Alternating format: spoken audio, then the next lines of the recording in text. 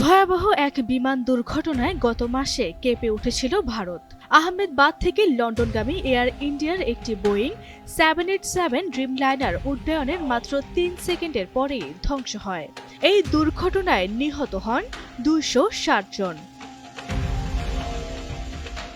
Air ইন্ডিয়ার উড়োজাহাজ দুর্ঘটনার প্রাথমিক প্রতিবেদন প্রকাশ করা হয়েছে। এতে বলা হয়, উড্ডয়নের ৩ সেকেন্ড পরেই উড়োজাহাজটির ইঞ্জিনের জ্বালানি সুইচগুলো প্রায় একই সঙ্গে চালু অবস্থা থেকে বন্ধ অবস্থায় চলে যায়, ফলে ইঞ্জিনে জ্বালানির সরবরাহ বন্ধ হয়ে যায়। শনিবার ১২ জুলাই ভারতের অ্যাভিয়েশন দুর্ঘটনা তদন্তকারীদের প্রকাশিত প্রতিবেদনে বলা হয়েছে, জ্বালানির সরবরাহ বন্ধ হওয়ার কারণে বোয়িং 787 ড্রিমলাইনারটির গতি দ্রুত কমতে শুরু করে এবং নিচের দিকে তা নামতে থাকে। প্রতিবেদনে বলা হয়েছে, ককপিট ভয়েস রেকর্ডারে একজন পাইলটকে অপর পাইলট জিজ্ঞাসা করতে শোনা যায় তিনি কেন জ্বালানি বন্ধ করেছেন। জবাবে অপর পাইলট বলেন তিনি জ্বালানি বন্ধ করেননি। এসব কথা ক্যাপ্টেন নাকি ফার্স্ট অফিসার বলেছেন প্রতিবেদনে তা উল্লেখ করা হয়নি। এছাড়া দুর্ঘটনার আগে ঠিক কোন পাইলট মেয়েদের সংকেত পাঠিয়েছিলেন সেটিও স্পষ্ট করেনি প্রতিবেদনে।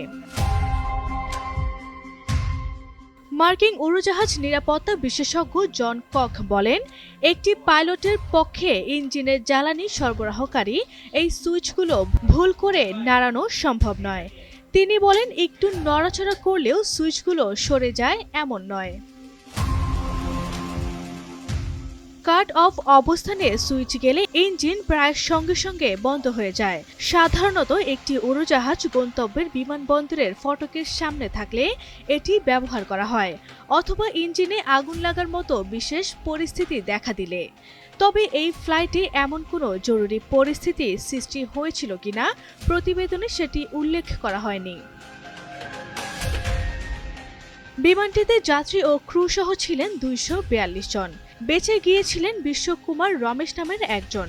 বিমানটি মেঘনীয় নগর নামক একটি আবাসিক এলাকায় বিধ্বস্ত হয়েছিল।